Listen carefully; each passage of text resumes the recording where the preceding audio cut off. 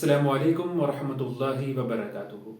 میں ہوں ڈاکٹر ماجد اور آپ دیکھ رہے ہیں 5 منٹ کی قرآن کلاس۔ تو میں آپ کو خوش آمدید کہتا ہوں۔ تو آج انشاءاللہ العزیز ہم سورہ بقرہ کی آیت نمبر 31 و 32 کا مطالعہ کریں گے۔ آئیے آغاز کرتے ہیں۔ بسم اللہ الرحمن الرحیم۔ وعلم اور سکھایا آدم الاسماء آدم علیہ السلام کو نام، کلھا سارے، ثم پھر عرضہم پیش کیا علی الملائکتی فرشتوں پر، فقال پس فرمایا انبئونی مجھے خبر دو باسماء ہؤلاء ان سب ناموں کے بارے میں، ان کنتم صادقین اگر تم سچے ہو۔ قالوا ان سب نے کہا سبحانک آپ پاک ہیں، لا علم لنا نہیں ہمارے پاس علم الا ما علمتنا جو کچھ تو نے ہمیں سکھایا ہے، انک انت بشک تو علیم جاننے والا ہے، حکیم اور حکمت والا ہے۔ تو باہر ترجمہ کو اس طرح سے ہوگا،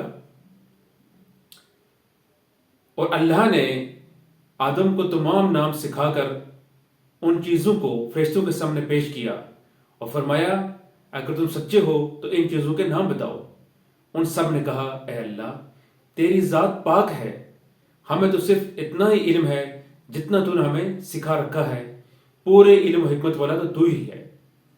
اب ہم اس کے مفہوم کی طرف چلتے ہیں۔ تو معزز ناظرین، اللہ تعالیٰ نے حضرت آدم علیہ السلام کو علم کے ذریعے سے فضیلت بخشی۔ اللہ تعالیٰ نے علم الاسماء حضرت آدم علیہ السلام کو سکھایا۔ علم الاسماء کیا ہے؟ علم الاسماء سے مراد یہ ہے کہ اللہ رب العزت نے ماضی، حال اور مستقبل کے سارے ناموں کے جو خواص ہیں، حقیقتیں ہیں، وہ سب ان کو بتا دیے۔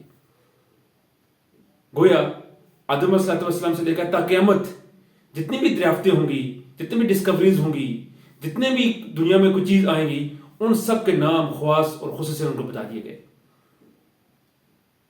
اور پھر اللہ رب العزت نے یہ علم آدم علیہ السلام کو دینے کے بعد فرشتوں سے پوچھا اے فرشتوں ان چیزوں کے نام بتاؤ۔ تو سارے فرشتوں نے عاجزی کا اظہار کیا اور فرمایا کہ ہمارے پاس تو اتنا ہی علم ہے جو تو نے ہمیں سکھایا ہے، ہمارے پاس تو کچھ علم ہی نہیں ہے۔ تو اللہ رب العزت نے اس کے بعد ارشاد فرمایا کہ یہی وجہ تھی تخلیق آدم کی کہ جو میں جانتا ہوں تم نہیں جانتے ہو۔ تو اللہ تعالیٰ سے دعا ہے کہ وہ ہمیں قرآن کا فہم عطا فرمائے۔ السلام علیکم ورحمۃ اللہ وبرکاتہ۔